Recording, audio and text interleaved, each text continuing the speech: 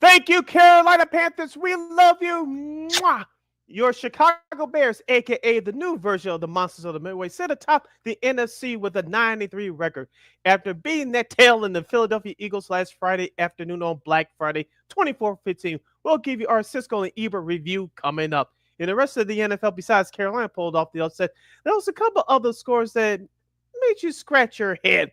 We'll get into all that as well. In college football, the Fighting Illini end the season on a positive note with an 8-4 record in the snow.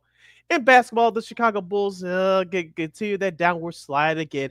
And we'll have our Cisco Ebert review of the Shuffle documentary presented by HBO and NFL Films that debuted last Tuesday night. That and a whole lot more. So Bears Victory Monday edition of Second City Sports starts now.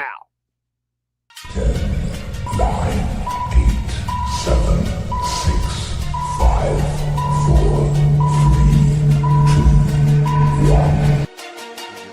Keep him on the field. And this one, a drive in the left center field. Going back is Churio at the wall.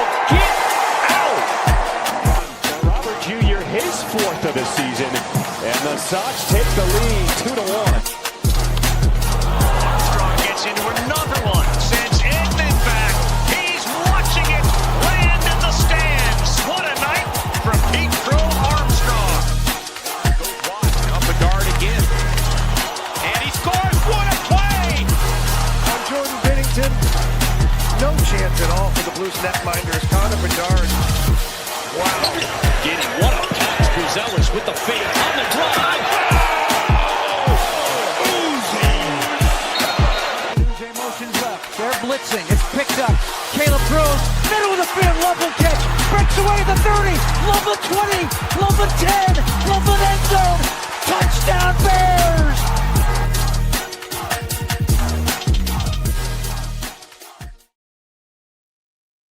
Welcome to the first show for the month of December, the Bears Victory Monday edition of Second City Sports. You're locked and loaded, and we're live in living color right here on Sports So Chicago, along with Miss LaKeena McGee, which is she. I'm Sidney Brown here. You know it's me. You can follow yours truly on the Twitter, X, and the IG at SidKid80. Once again, it's SidKid80. That's SIDKID80. That's SIDKID80.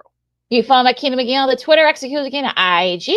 Be sure to download that Sports Zone Chicago app wherever you get your apps. Please follow Sports Zone Chicago on all social media platforms on Facebook, X, Instagram, and YouTube. And thank you very much in advance for your support. Like, share, subscribe, and tell your friends. We are unapologetically fun, and we have very definite opinions. If you have any definite opinion during our 2-hour extravaganza we call a Sports Talk Radio Show, you better hit us up today at Sports Zone Chicago's Facebook page or Sports Zone Chicago on YouTube. Type in those questions and comments in the comment section. LaKeena will get the up on the screen for you. But if you decide to troll and or do something silly, dumb, or stupid, I've given LaKeena full powers to give you dumbos to build and be a boot. Toodles.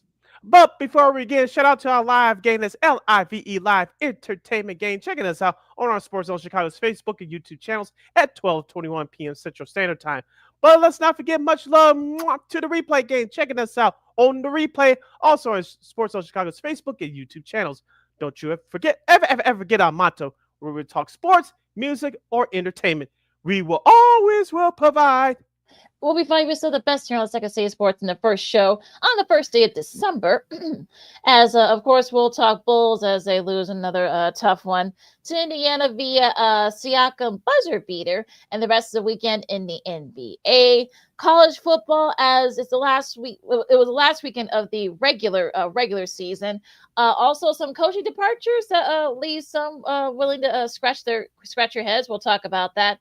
Also, a little special Old School TV Monday with a documentary that aired just a few days ago, and we'll have our Cisco reviews about that. A little college hoops action as well over the weekend, and so much more. But first, Sid, of course, we will talk Week 13. We'll kick off the hour as usual with the Bears and the Eagles and the Black Friday matchup. The Bears dominated the Eagles 24-15.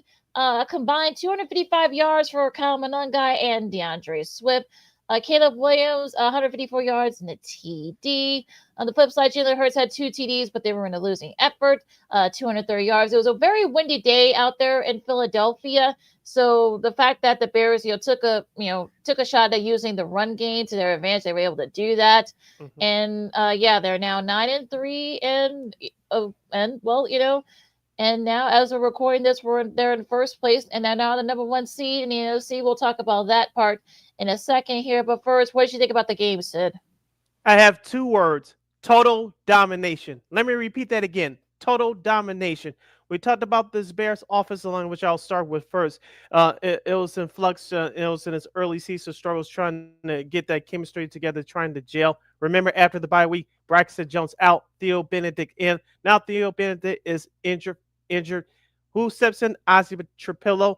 Now, the protection has been suspect here and there, but for the most part, the offensive line has been very good since the bye week, and it's been great in the running game department. So I'll give props to the offensive line there. Number 2, the defense. No, Jalen Hurts was not knocked on his ass, but they created much pressure to create a couple of turnovers. Thank you, Kevin Byard, with his league-leading 6 interception, and thank you, Nashawn Wright, who's been a much of a surprise this year, mostly filling in for Jalen Johnson, forcing a fumble on the touch push. When was the last time we saw that, LaKeena? Philadelphia Eagles fumble on the touch push. When was the last time? Can you remember? Like But it happened. a couple years ago against the 49ers. Mhm. Besides that, it happened last Friday. So this Bears defense has been coming on over the last few weeks. And the running game, as you mentioned, the last time the Bears had 2 100-yard runners, we had to go all the way back to 1985 with Matt Suey, the fullback, of course, the late, great Walter Payton. What I'm trying to get to at LaKeena is that, as we said for the last few weeks, this Bears team is coming together. Does Ben Johnson have his quote-unquote perfect roster? No, but he's working with the players that he has, and the players that has been filling in due to injuries or inconsistencies or what have you, they have filled in nicely. Caleb Williams, he did not have a great game statistic-wise, but he made the big throws when he had to, in particular the touchdown pass in the fourth quarter to Cole Kmet to basically ice the game. This young man is coming on. He's coming on strong. Now, am I going to sit here and say that Caleb Williams is a franchise quarterback that we all expected him to be? No, but he's doing what Ben Johnson is telling him to do, and he's improve it in increments right here. Now, I expect him to get better between now and the end of the season, but for right now, he gets a above average grade from me. All around for the Chicago Bears, total domination. Philadelphia fans throwing things on the field, yelling at Jalen Hurts, yelling at the defense. As a Bears fan, I was loving it from start to finish. That's what total domination looks like. I know people said, "Oh, they haven't beat anybody on their schedule over 500." They did it last week at home against Pittsburgh. They did it last Friday in the defending Super Bowl champions' house. What can you say now? It's one of my top 5 favorite rappers all time. Kumo D once said, shout out Teddy Riley, the producer, "How you like me now?" You listen to Second City Sports on Sports Chicago. LaKeena, McGee, Sidney Brown with you. For me, I think this is sort of one of those things where the Bears usually do what they usually do, is that they use defense in the running game, and that's what they did. They took advantage of the fact that front seven of Philadelphia is a little, I don't want to say depleted, but they have a couple of guys out at the moment, so they were able to take advantage of that, and they use that wind, that weather to their advantage. So okay, fine. Look, I'm going to do my grade out for the Bears. I'll give them a B+ because I think they had a game plan, they executed very well. Now again, I'm not counting out that Pittsburgh especially after what happened yesterday. I'm not counting that Pittsburgh win because Pittsburgh is not exactly a juggernaut, so I'm not counting that game. Sorry, I'm not. Now this is a very impressive win by Philadelphia. But again, everybody's raising their expectations, saying, well, they could be a Super Bowl contender. They could be this, they could be that. Okay. Let's slow down here a little bit in that. Look, we got into a little bit of I don't want to say a fight, but I got a little bit of discussion because I'm going to go ahead and say it. This year's Bears squad reminds me of last year's Minnesota squad. Let me tell you why. They had very similar type wins. They eked out a couple wins here and there. They swept Green Bay. And look what happened when they got to the playoffs. They got their butts kicked by the Rams. Now, again, could this be the case this year? Who knows? But again, I'm keeping my expectations very level because you know what? We've seen things happen every week in the NFL. Things could change. We're going to tell you why with some of those games, we come up our next segment. So for me, yeah, okay, you beat the Eagles when they're down. Okay, great. Can you keep it going, though? That's all I want. And I want consistency too. Because remember, yes, last time the Bears went to the Super Bowl, Rex Grossman, he was a game manager. When they got to the Super Bowl against the Colts, look what happened. You need a good quarterback play to end up winning that game, and they didn't. So, I'm not expecting Caleb Williams to be Tom Brady, and he actually has been okay. He hasn't had any big mistakes. But, again, if he has this later in the season, if they end up making the playoffs, you got to have good quarterback play in order to win, because the defense and the run game can only get you so far when it comes to the playoffs. And that's why the Bears are perfectly set up for success when the playoffs hit in the next month or so. You're listening to Second City Sports on Chicago City. LaKeena here with you, reviewing last Friday's 24-15 win by the Chicago Bears over the Philadelphia Eagles. And you brought up Caleb Williams. I saw this stat on television last night, and I'll bring it to you guys here. Caleb Williams now has 8 wins on the year with less than 60% completion percentage this year. No other NFL quarterback has more than 3 wins, less than 60% completion percentage. The last 20 seasons, only 3 QBs have 8 or more such wins, and all of them has reached the Super Bowl. Can you name those 3 quarterbacks without Googling? I'll say it one more time. In the last 20 years, only 3 quarterbacks have 8 or more such wins, and all of them have reached the Super Bowl with a less than 60% completion percentage for the year. Can you name those 3 quarterbacks that reached the Super Bowl in the last 20 years with that statistic? I'll say Dilfer. Wait, is that no? All right. Let's see. I know Ryan had a high percentage rate. I know Brady, Brady and Manning and those guys. Okay. I know Stafford had a good one too. The 20 years. Well, I'm trying to remember in the last 20 years. Okay, 06, 07. I can't. Just give me the answer too, because I'm drawing blanks. Okay. Here. Cam Newton with the Carolina Panthers in 2015 when he won the MVP. Of course, that team lost to Denver in that Super Bowl in San Francisco, Super Bowl 50. 2007, Eli Manning of the New York Giants. They upset the Patriots in Super Bowl 42. And you mentioned his name earlier, Rex Grossman in 2006. Of course, that Bears team lost to the Indianapolis Colts in Super Bowl 41. So, according to those statistics, the Bears are supposed to reach the Super Bowl. Now, as I said for the last couple of weeks, I think this Bears team is a playoff team. From what they did last Friday, they convinced me that they're a playoff team this year. Now, am I going to sit here and tell you they're going to reach the Super Bowl? No. Is it a guarantee? No. Like you said, a lot of things can happen, but I'm enjoying the moment for the moment, and this team is growing before our eyes. We saw Ben Johnson take off his shirt for that hot dog stand in the north side of Chicago. He's in better shape than I am, but that's neither here or there. But we're looking at something special, LaKeena, with this Bears team, and hopefully for the fans in the city of Chicago, they can keep it going.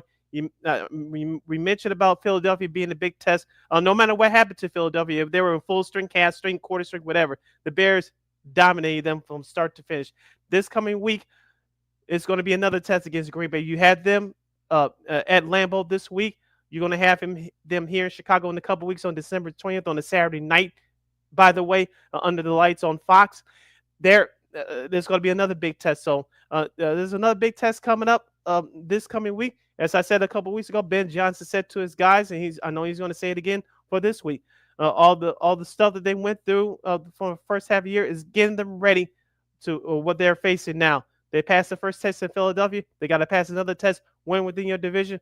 It can't be a no better feeling than going in there and beating Green Bay next Sunday in Lambeau. The shirt off thing was a little bit off-putting for me. I know that was a big promotion, but you don't do that kind of thing until you actually win something. So, again, if that kind of thing comes back to bite them, you're going to go back to that and say, yeah, maybe you shouldn't have done that, even if it was just for promotional purposes. That's just my little tangent on that one. We'll take a really quick break, of course. We'll talk about our bear of the game, and we'll talk about the rest of the Week 13 slate, including those Green Bay Packers, who I think surprised some people with their performance against Detroit. And there were a couple of results, and now the AFC South is now actually competitive. I don't think anybody had that this early this season either. LaKeena McGee, City Brown, Sports of Chicago. More NFL Week 13 sides and duds coming up right after this.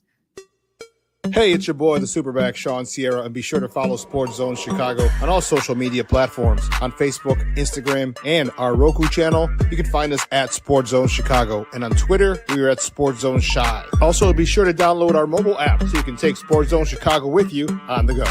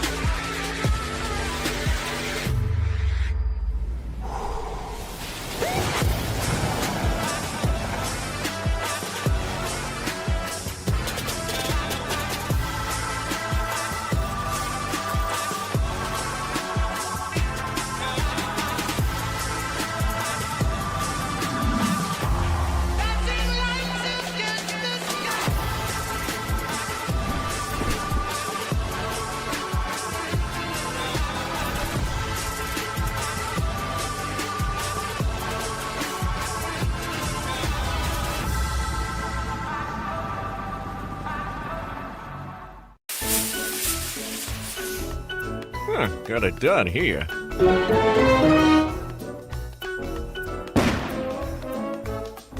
Ouch! And we're gonna make sure you lit this time. Ouch!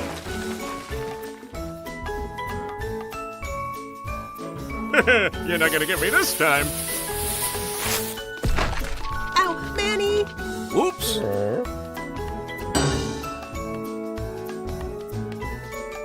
Let's try an easy one.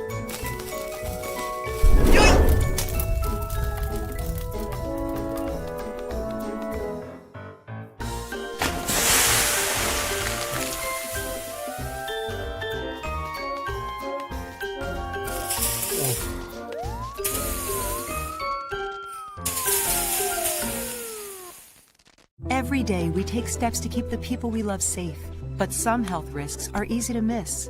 Ticks hiding in the yard can spread germs, like the ones that cause Lyme disease. Mice searching for food can spread bacteria that makes us sick. Mosquitoes lay eggs in standing water and can spread West Nile virus and more. Cockroaches are drawn to water in the home, leaving behind allergens that can trigger asthma attacks. Common pests can threaten our health. Learn how to protect your family at pestworld.org. Hey, this is Corey McGee, and I listen to Sean and Maya on the morning show.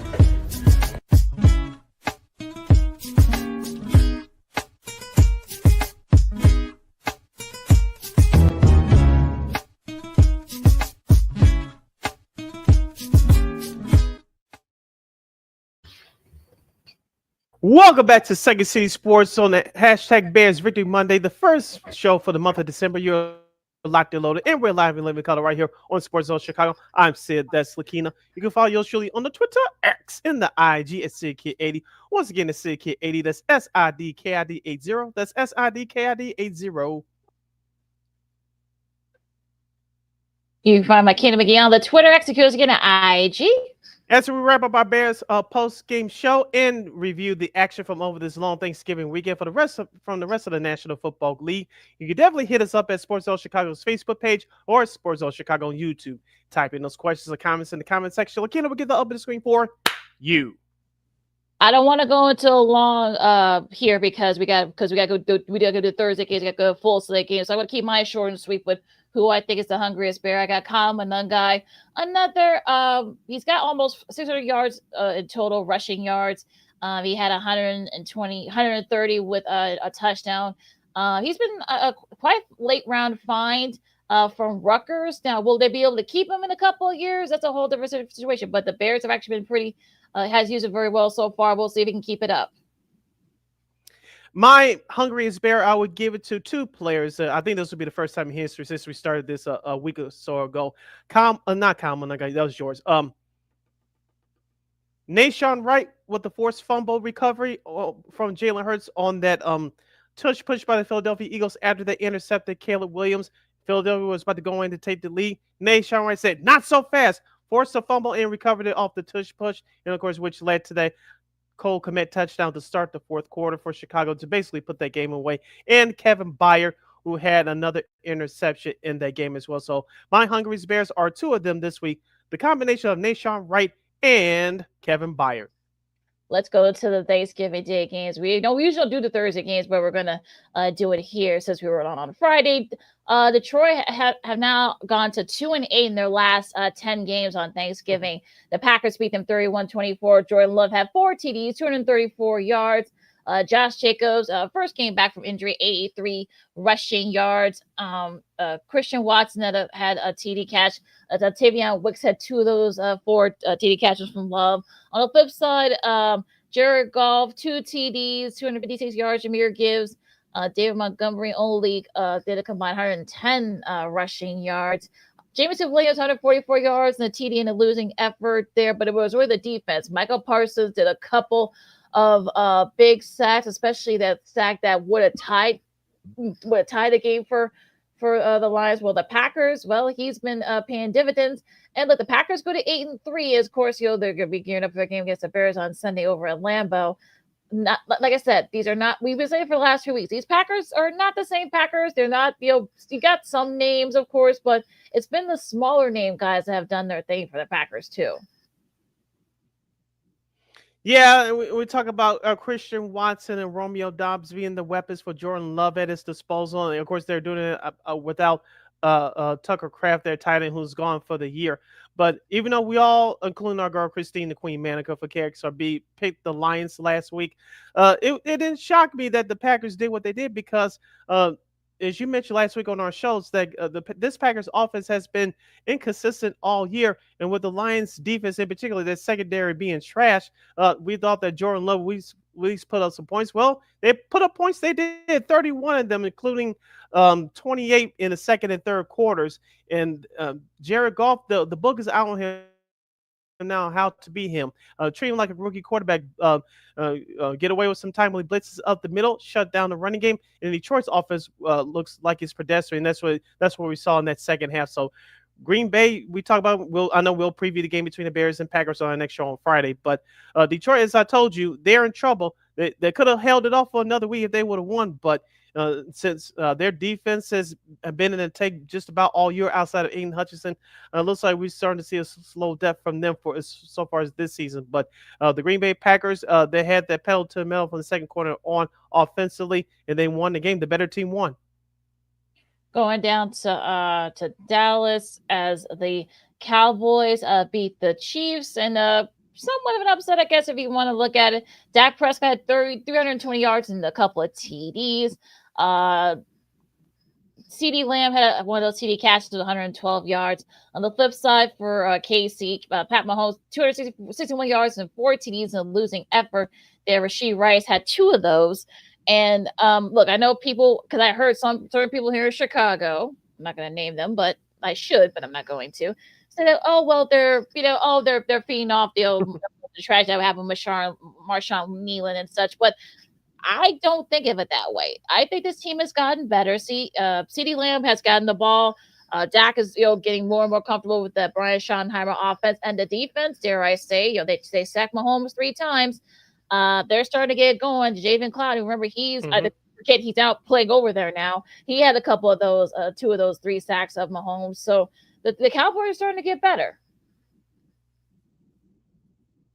Yes, and let's give Matt Eberflus some credit. The defensive coordinator of the Cowboys, they didn't look good early in the year. They were still switching personnel in and out and recovering from that offseason trade of Micah Parsons. Let's not forget Quentin Williams from the New York Jets, who they acquired at the trade deadline. Also to Hunt, who they picked up in that Micah Parsons trade. They started to insert themselves on that Cowboys defensive line, stopping the run. You notice that Cowboys run defense has been one of the best in the NFL for the last 2 or 3 weeks, so we have to give credit where credit's due there. Now, on the flip side for the Cowboys, their running game wasn't as great, but it was very effective. I know 59 yards off of 17 carries doesn't look like something that jumps off the stat sheet, but Javonte Williams did enough of a job to keep that Chiefs defense online. And Dak Prescott, when he gets protection like that, these are the numbers you expect him to put up: 27 to 39, 320 yards to 2 touchdown passes. Should be a good one. We'll see. Now, as far as the Chiefs, they're now at 500. So like I said, I don't know if this is the downfall of the Chiefs, but it's not going to good for them so far. We'll see what happens now. Going to Baltimore in the Thanksgiving night game, Cincinnati 32-14. Joe Burrow his first game back, 2 TDs, 261 yards. Chase Brown had 78 rushing yards, 110 of those receiving yards. Now Lamar Jackson, on the other hand, 246 yards. Derrick Henry only had 60 rushing yards and such. And it was pretty windy out there in Baltimore. And Cincinnati, they go to 4-8. Might be a little too late for them to make a playoff push, but yeah, this is a bad loss for Baltimore. Yeah, when you can't run the ball and when your defense gets caught off guard, this is what happens. So congratulations to the Bengals. They get their star quarterback back in Joe Burrow, 261 yards and 2 touchdown passes. Chase Brown, very effective, 78 yards rushing on 15 carries. Jamar Chase returning from that suspension from a couple of weeks ago, 7 catches for 110 yards. The Bengals, this is the team that we expected from the start of the year, but of course, Joe Burrow went out with that injury, and so went their season. But when everybody's healthy for Cincinnati, we saw what they did a few years ago, making that Super Bowl run and then going to the playoffs the year after. But when this Bengals team is healthy, this is what they look like offensively anyway. Their defense still has some work to do, but offensively, this is what they look like when everyone's healthy. We'll see what happens. Let's get a little crowd at the top of the AFC North. We'll tell you why in a second. Now, going into Sunday's games, the 49ers haven't done something. Did something in Cleveland that they had not done since 1984, and that's win out there. They have been 0-4, and of course, when 1984, that was the year they won the Super Bowl against the Bengals. Brock Purdy, 168 yards of TD, and a rushing TD, apparently also doing the Dougie. If you couldn't see it from when it was first aired, because I guess someone had to post on social media from the side view. But yeah, Christian McCaffrey had 53 rushing yards. Kittle, who was completely shocked by Purdy's moves, he had 67 receiving yards and such. On the flip side, though, for Shedeur Sanders, 149 yards and a TD. Quishon Judkins, 91 rushing yards. Now, again, not the prettiest performance for San Francisco, but San Francisco, they're quietly 9-4, and at least right now, especially we'll talk about what happened in a little bit here, but they're still right there to think of it in the NFC West. Yeah, a tough road game for the 49ers. We talk about their defense like we have all year, being depleted for injuries, but Robert Saleh, the defensive coordinator, and head coach Kyle Shanahan has put that thing together, and that group has been effective. On the flip side for Cleveland, I was rooting for Shedeur Sanders, but outside of Quishon Judkins, who I've been praising on this show all year, and Jerry Jeudy, the veteran wide receiver, the Browns have nothing on offense. They really don't, and it showed again yesterday against a better team. So the 49ers, they did what they had to do under soggy, rainy conditions to collect that 9th win of the year.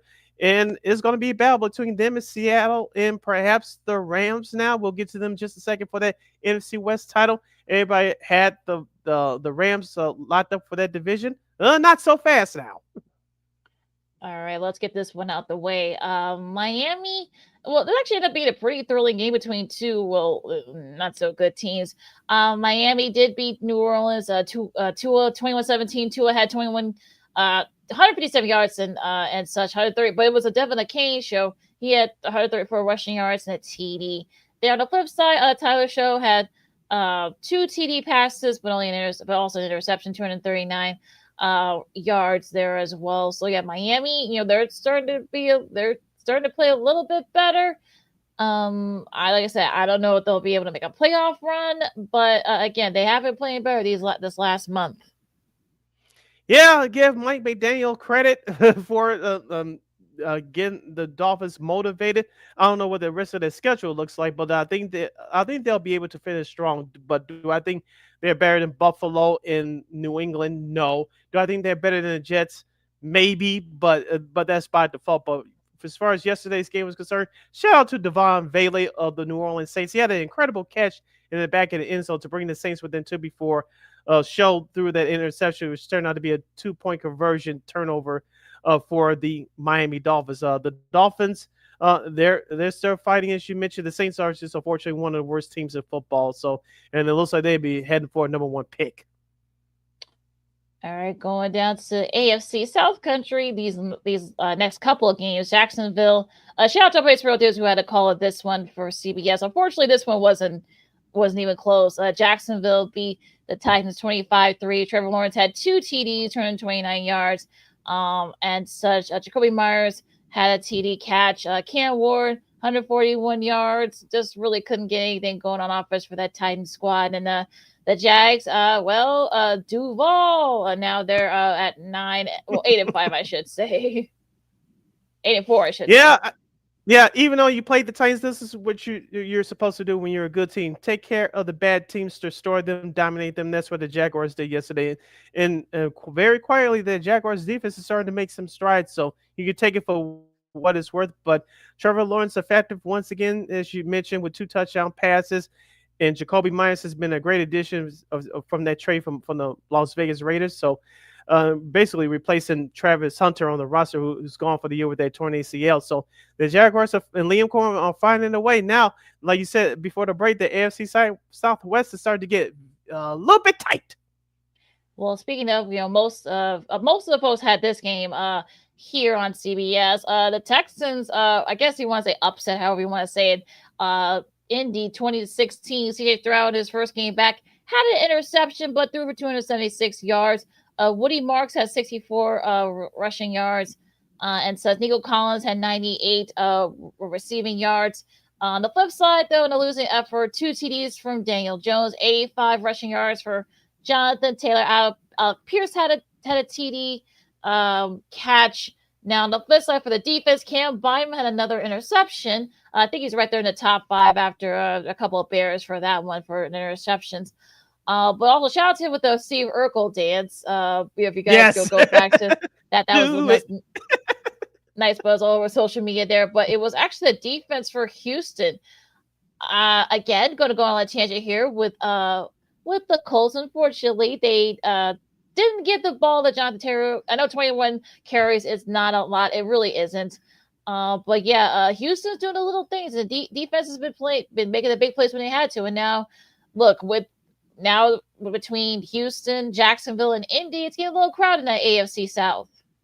Yeah, shout out to Nick Chubb, who scored a touchdown early in that game yesterday for the Houston Texans. We talked about injuries to the other running backs that have been on the roster for the last couple of years, like Joe Mixon in particular.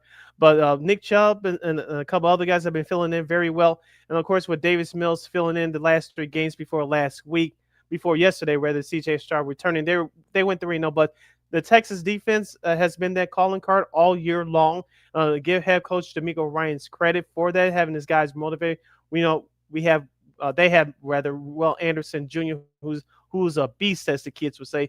And on the flip side for the Indianapolis Colts, with an injured fibula, quarterback Daniel Jones, you didn't see him do any running yesterday. So let's keep an eye on him to see how this Colts offense will shift, because it's going to look a whole lot different now that he cannot run. Jonathan Taylor's going to have to step up. Other guys like Ty Warren, the rookie tight end, is going to have to step up. Nice catch by Pierce in the corner of the end zone yesterday in that second quarter. But this Colts defense is going to look a whole lot different now that Daniel Jones cannot run due to that injured fibula. And the Jaguars actually face the Colts this Sunday, so that's a big game. Perhaps maybe for at least being in the front of AFC South, for right now. Anyway, now going into the reason why the Bears have the number 1 seed in the NFC right now is, well, you can thank the Carolina Panthers, I guess. They beat the Rams 31-28. They probably one of the upsets of the day. 206 yards and 3 TDs for Bryce Young. Chuba Hubbard had 83 rushing yards.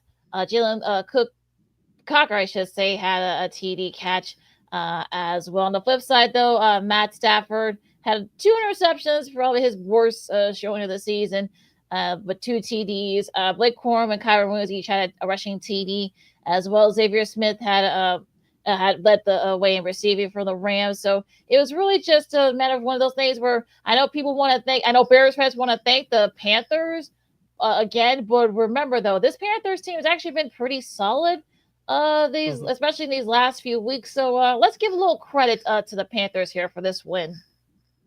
Yeah, the Panthers defense is very underrated. It was very good yesterday. They knew when to blitz Matthew Stafford. They forced a couple of turnovers. They had a couple of big sacks too. sacks as well. On the flip side, Bryce Young, who struggled in the middle of the season, he actually picked up his play yesterday with a couple of big touchdown passes. Chuba Hubbard had a better day rushing than Rico Dotto, but Hubbard had 17 carries for 83 yards. And let's not forget Ted Tora, if I'm pronouncing his name correctly, McMillan, their rookie wide receiver for the Panthers. He scored the go-ahead touchdown yesterday. He's been playing very well for the Panthers over the last few weeks. So David Canales, their head coach, I'm not going to sit here and say he's going to win Coach of the Year, no, but he has those guys playing right now. And I know some people are saying it in the national media that look who they played. Well, they beat now as of this moment the former conference leading Super Bowl contender LA Rams. So they've beaten some people too, and they've been competitive in the losses. So they beat the Packers on the road earlier this year. They beat the Rams at home yesterday. Whether this team makes the playoffs or not, Carolina's going to give you a game from start to finish. Yeah, unlike the Bears, they've actually beaten some people. So, yeah, I know people want to say the same thing about the Panthers, but like I said, the Panthers have actually beaten people. So that kind of ends that argument there. To finish up, Atlanta, they lost to the Jets 27-24. Tyrod Taylor threw 172 yards in a TD. Breece Hall had a rushing TD. Ty Taylor had a rushing TD as well. Kirk Cousins 234 yards in a TD. Bijan Robinson 142 yards in a TD as well. Kyle Pitts had led the way for the Falcons in receiving. So unfortunately, this actually ended up being a pretty entertaining game, but the Jets made the big plays when they had to and ended up winning the game. Yeah, been special teams is the name of the game. They had a couple of big returns in the punt game yesterday, and also to Adonai Mitchell, 8 catches, 102 yards in the score. The Jets defense, it looks like starting to come around a little bit. Their special teams has been outstanding for the most part all year, despite missing a field goal early in the game. On the other flip side for Atlanta, outside of Bijan Robinson, that team looked like trash. Even though they beat the Saints last week, I said to you a couple weeks ago when Michael Penix Jr. went out with that season-ending injury. This season is over, and by them losing to a half-less Jets team yesterday on the road, this Falcons season is over at 4-8. All right, now the last of the new games going to Tampa. They took care of business against the Cardinals 2017. Baker Mayfield 194 yards in the TD. Bucky Irving had a rushing TD as well. Chris Godwin Jr. think he's starting to get better. 78 receiving yards. On the flip side, Jacoby Brissett for the Cardinals, 301 yards and 2 TDs. Trey McBride had one of those TD catches, but unfortunately, again, the Cardinals had their chances, they just weren't able to do it. So Tampa Bay hangs on to first place in the NFC South. And it looks like, they play the Panthers not this week, but in a couple of weeks. And 2 of their last 3 are going to be against the Panthers. That very well could be for the NFC South, perhaps even a playoff spot. Yeah, the Buccaneers have been slow on offense for the last few weeks. I know Baker Mayfield's injury last week to his non-throwing shoulder was a big part of that when they lost big time at the Rams last Sunday night. But the offense started off slow, but it picked them, like you said, thanks to Bucky Irving. They said make it Baker Mayfield being smart with the football like he was doing earlier in the year. The Cardinals, once again, Jacoby Brissett put out some nice numbers, but that defense for the Cardinals is not good, obviously. That's why you have a 3-9 record, like you mentioned for Tampa Bay. Hopefully they can get back to running the ball with some consistency. The defense is starting to turn around here a little bit. So that's going to be the formula for their success moving forward. That'd be very interesting to see what happens there now. Going into the 3:00 games. Now, I know most of the nation got this one as part of the doubleheader on Fox. Well, it was all Seattle. They just hammered the Vikings 26-0. Sam Darnold. Not Sam Darnold. He was sacked 4 times, 128 yards, and have his best game, revenge game, I guess, if you will. Zach Charbonnet had a TD, a rushing TD, but it was really the defense for the Seahawks. They sacked Max Brosmer, who had his first start 4 times. They also they had 3 interceptions, including a pick 6 from Ernest Jones, the 4th, and that was just like I said, it was really all Seahawks in this one, but it was really the defense that really kind of carried the torch there because of course Sam Darnold had his struggles against the Vikings. Yeah, you took the words right out of my mouth. Defense was the story for Seattle. Of course, Sam Darnold struggled, but I will caution Bears fans this: don't lose a couple of games they shouldn't lose to, because we talked about the Rams being up there in the NFC. Technically they're number two. Seattle, if they keep winning, they can sneak up to the number one spot as well, and they may hold the home field advantage throughout the NFC playoffs. So, still a whole lot of people sleeping on this team. We talk about Sam Darnold. Despite his struggles yesterday, he's having a very good year. And that defense, as you talked about last week, they're nothing to sneeze at either. So we talk about the Bears, we talk about the Rams, but Seattle could be that sneaky good play come playoff time. I think Mike McDonald actually likes the fact that no one's really talking about them. I think they prefer that Yeah. actually. Now to Pittsburgh, of course, this was the other game for the CBS doubleheader. 26-7, Buffalo, no trouble with Pittsburgh. A TD catch for Josh Allen, 144 yards for James Cook. On the flip side, Aaron Rodgers, I know he got knocked out with a bloody nose, 117 yards. Jalen Warren, 35 rushing yards. It was, again, not the prettiest game for Buffalo, but they did get the win. And Pittsburgh, well, there's a lot of stuff going on in Pittsburgh right now.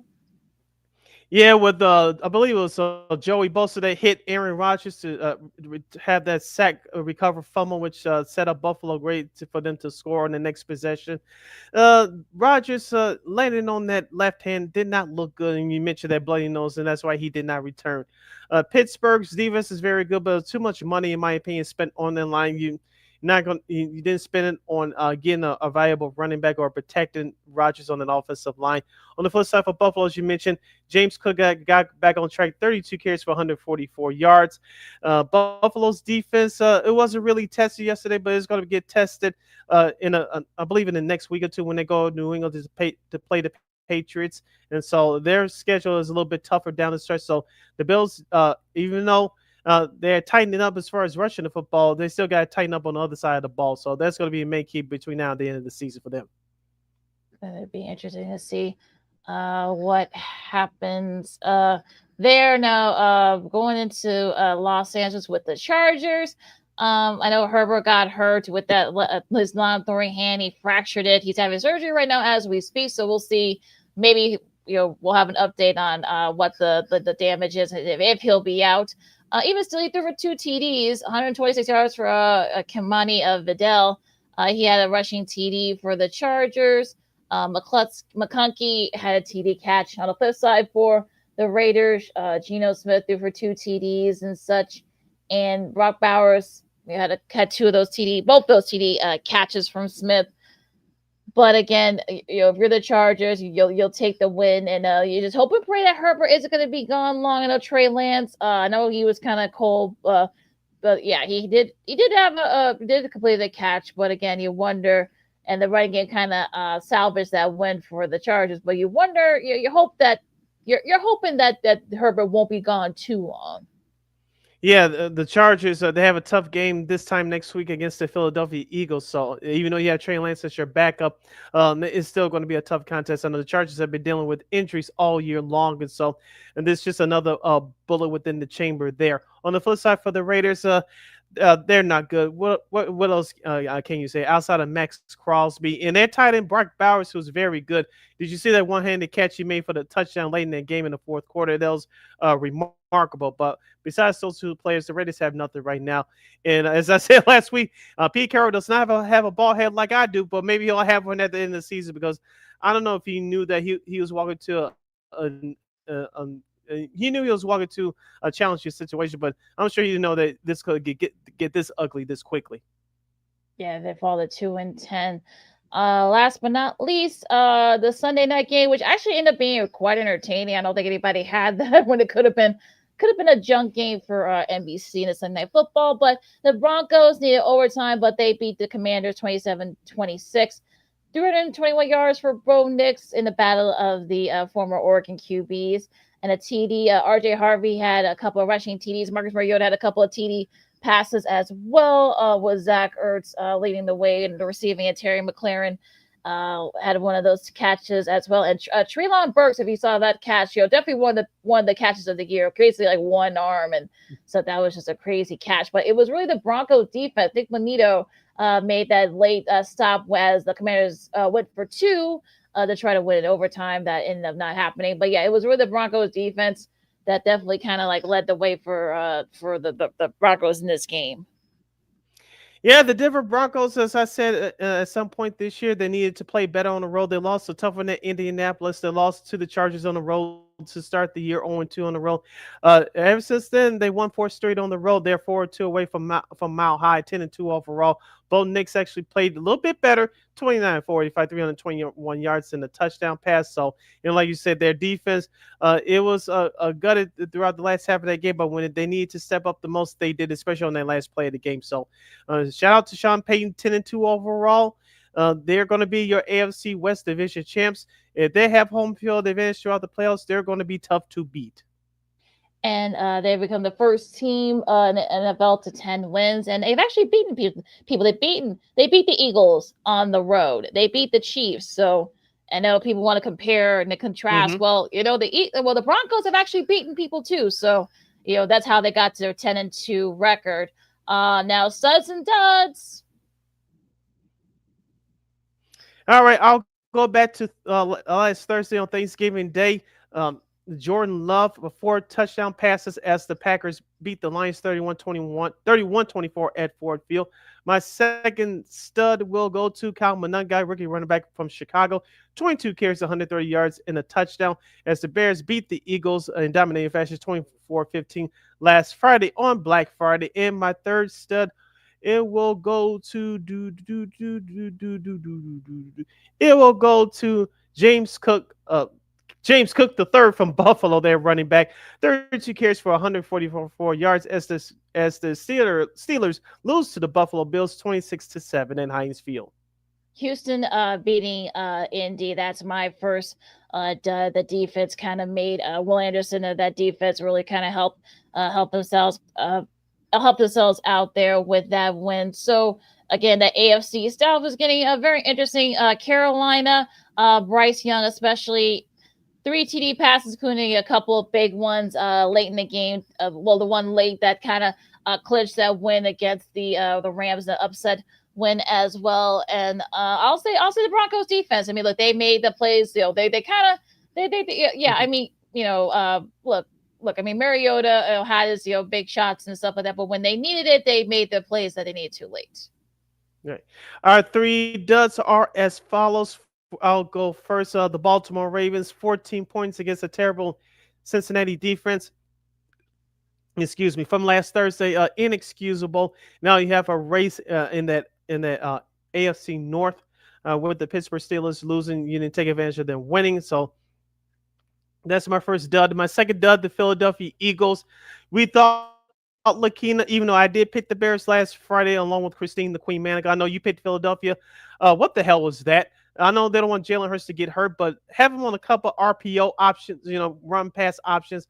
That defense did kind of step up a little bit. I know Jalen Carter did have a sack, but that offense for Philadelphia looked putrid. Outside of A.J. Brown, Devontae Smith had a couple of drops. Saquon Barkley had a drop, and that Philadelphia offense has a whole lot of work to do. Firing their offensive coordinator, which I know some Eagle fans want to happen, that's not going to do anything. So this team is what it is. Hopefully, if you're an Eagles fan, they could turn it around between now and the end of the season. And my third dud will go to Pittsburgh. Enough said. All right. The Rams, I mean, look, I know that you give the Panthers all the credit for that win, but again, Panthers defense, I mean, what the hell happened there? I mean, you gave up some big plays and, not very rare situation there too. So yeah, that was I'm calling them out. Baltimore, enough said. I mean, what the hell was that on Thursday? You let a guy that hadn't played in over a month throw the ball all over you? Really? I don't know if you got caught looking ahead, probably. But you thought that that the Bengals were just gonna let them run all over you, but that ended up not happening. And also, let me see here. My other dud. No. I guess Indianapolis, because once again, you didn't give the Jonathan Taylor the ball. I know 21 carries is a lot, but unfortunately, we didn't do enough. And of course, now with Jones now, with that fracture in his leg, he's not going to be able to do anything with his feet too much until the end of the season, until after the season's over with. So you're basically screwed, I guess. So those are my three duds. But the last few weeks in the AFC South should be very interesting. And it will be very interesting. Wrapping up Week 13 is tonight on Monday Night Football, exclusively on ESPN and ESPN2 with the Manning cast. It's the New York Football Giants traveling to Foxborough to take on the New England Patriots. The Giants 2-10. They get rookie quarterback Jackson Dart back, and the Patriots are 10-2 on the year, 4-2 at home. New England's favored by 7.5. I'm taking the Patriots, LaKeena, as I did on the show last week, but maybe the Giants have something in store for them. I don't know. Maybe it's going to be closer than what people think, but I have the Patriots winning the ball game, and since last week, nothing has changed my mind as far as that is concerned. Yeah, like I said, I think they will cover. I think I said on the show on Wednesday, I think they will cover. But like I said, I think that the Patriots will do just enough, and I'm sure Vrabel will have his guys ready. I don't think they're going to make sure that they don't get caught looking ahead, because they can easily look ahead in this game. But I think they'll be okay. But it should be entertaining though. I think this game tonight over at Foxborough. All right, real quickly, Keen, I know we don't do Thursday Night Football picks on this show, but the Detroit Lions will host the Dallas Cowboys to start off. Don't do Thursday Night Football picks, but this is kind of a free one here real quick. In my opinion, I think this is an elimination game. The way the Detroit Lions have been playing in the last few weeks, as you mentioned, 2-8 in their last 10 games. Dallas is coming on at the right time. If I had to pick, I'm going with Dallas winning the tough one at Ford Field, because the Detroit Lions, the defense in particular, their secondary stinks, and Dak Prescott is playing very well right now. So if I had to pick, I'm going with Dallas, I should say.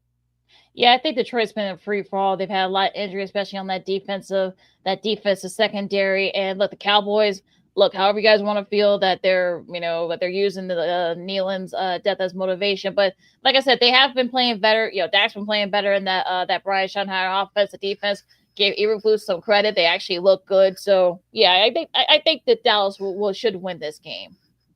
All right, and we'll review that game coming up on our next show this coming Friday right here on Second City Sports on Sports Zone Chicago. Our number one's doors have officially closed. Our number two's doors will open following these messages as you're listening to Second City Sports on Sports Zone Chicago. When we return, the Chicago Bulls continue their free fall. Will things get any better, or will it have to get a whole lot worse before management decides to do something, air quotes? We'll get into the rest of the best and worst for the weekend in the NBA. We'll show the Chicago Blackhawks some love, which they did something great both on and off the ice over the weekend. And we'll get into the nuts and bolts of the last weekend of the regular season in college football. The coaching carousel has come to an end from one coach, and it will continue for another. And we'll have a special edition of Old School TV Monday. That and a whole lot more. So you stick and stay right here on Sports Zone Chicago. Hey, it's your boy, the Superback, Sean Sierra, and be sure to follow Sports Zone Chicago on all social media platforms, on Facebook, Instagram, and our Roku channel. You can find us at Sports Zone Chicago, and on Twitter, we are at Sports Zone Chi. Also, be sure to download our mobile app so you can take Sports Zone Chicago with you on the go.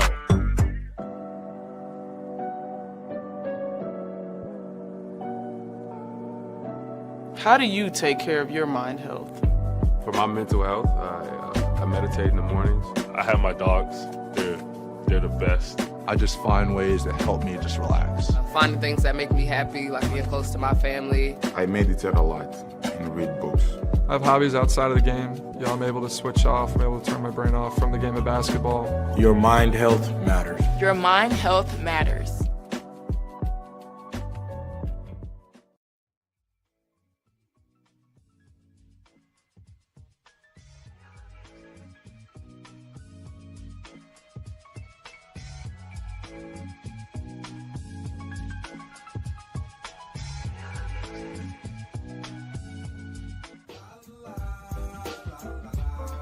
It's a romance sport.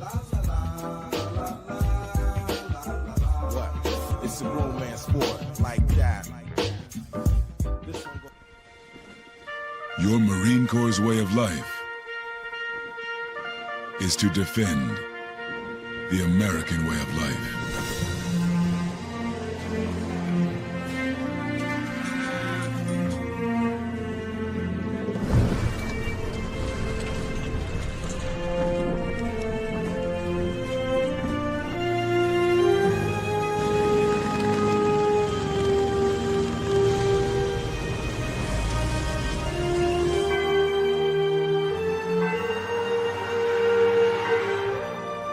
every day. No matter where we serve, we take a stand for our nation, for each other, for us all. The few, the proud, the Marines.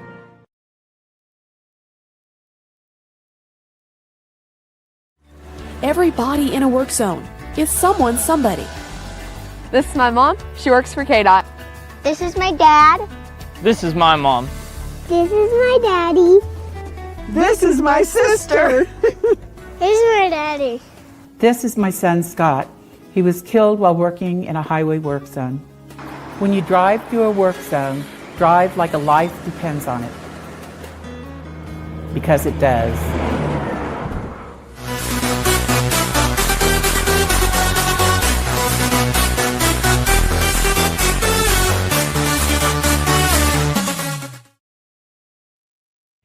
Welcome back to hour number 2 of Second City Sports, hashtag Bears Victory Monday edition. The first one for the month of December. You're locked and loaded, and we're live in living color right here on Sports Zone Chicago. Sid the Kid here, LaKeena McGee there. You can follow yours truly on the Twitter, X, and the IG at SidKid80.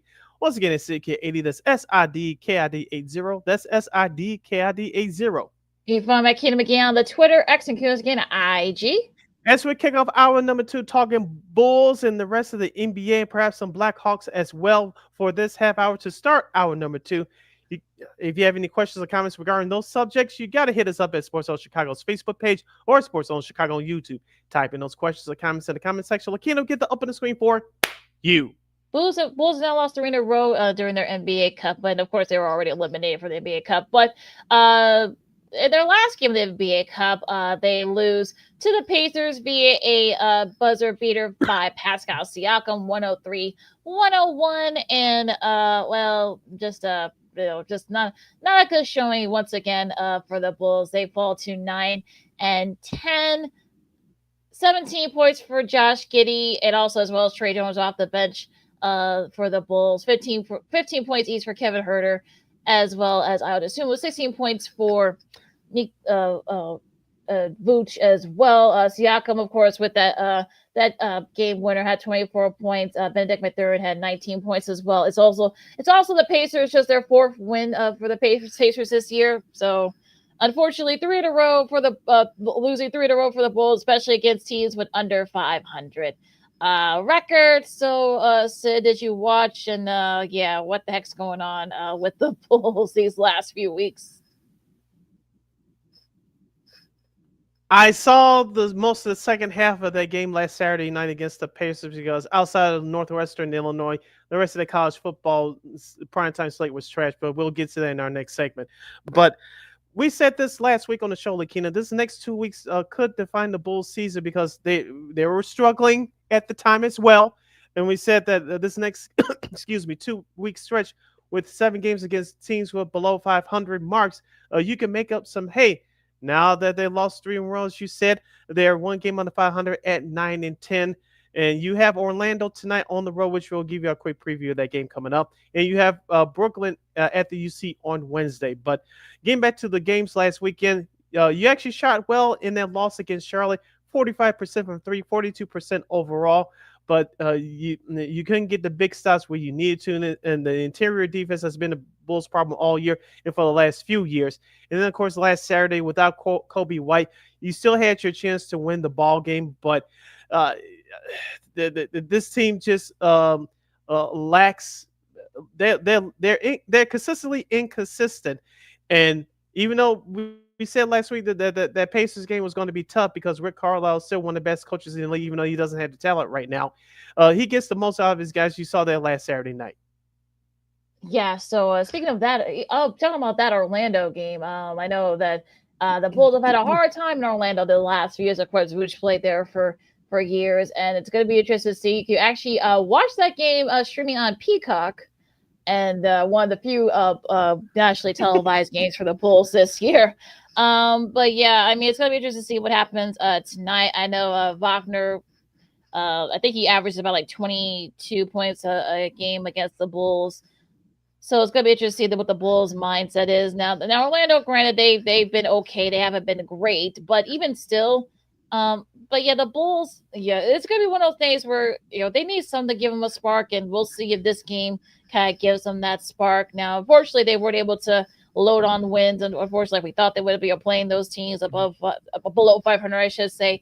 But I'm wondering what's going to happen tonight, because they play Orlando, then they get Brooklyn, lonely Brooklyn on Wednesday, and they get the Pacers again on Friday. So we'll see what the Bulls' mindset is, and it's just not looking good for the Bulls at this point.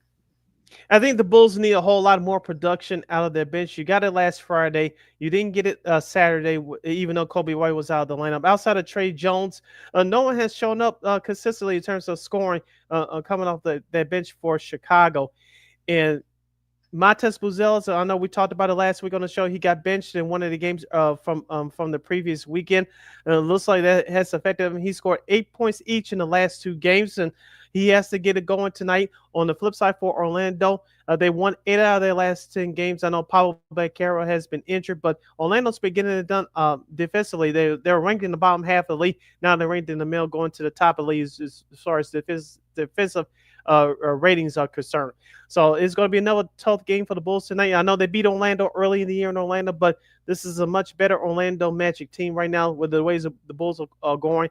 I'm not going to sit here and say they're going to get blown off the court, which it would not shock me, but it's going to be a challenge tonight. I think for the Bulls tonight, Matas Buzelis is going to have to step up, and a couple of guys outside of Trey Jones going to have to step up in terms of scoring coming off the bench.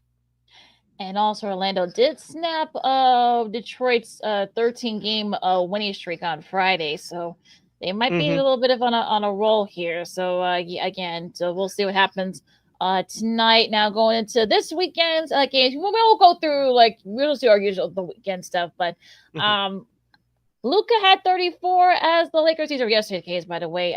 Luka had 34 as the Lakers beat New Orleans. They actually beat New Orleans, unlike the Bulls. 133-121. 34 points for Luka. Austin Reeves 33. LeBron did not play. He took a rest day, but yeah, shocking. I mean, yeah, but they really didn't need them against the Pelicans. But yeah, so if you saw that the post game afterwards, it was actually pretty funny. Yeah, you guys can go back and watch it, but. A little bit, kind of a little back and forth between Luka and Reeves, but they've actually been pretty solid so far. So they're now 15-4, got one of the best records in the Western Conference. Who had that on your scorecard without LeBron James for the majority of the year? I didn't. You knew they're still going to be a good team, but no one expected them to get out to a 15-4 start. Luka Doncic is leading the league in scoring once again, but it's mostly the role players you mentioned about Austin Reeves, Gabe Vincent, some of those other guys. DeAndre Ayton is starting to play well from the 5 spot for the Lakers as well. So all the role players without LeBron James for the majority of the season has stepped up and done their jobs.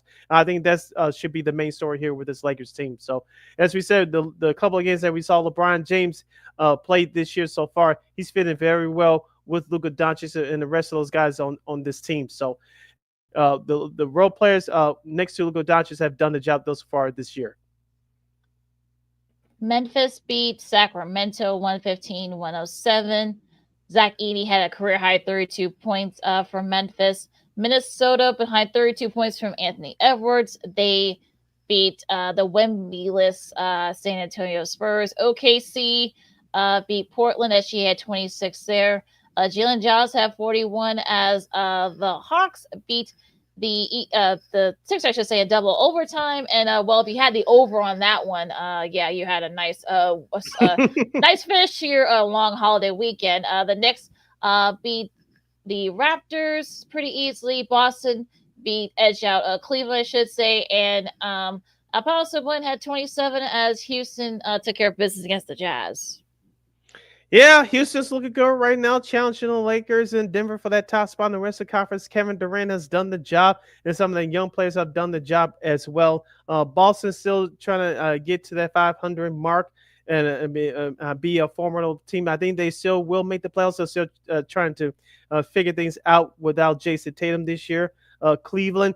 They're going through a bunch of injuries right now, so once they get their guys back, I think everything will settle down for them.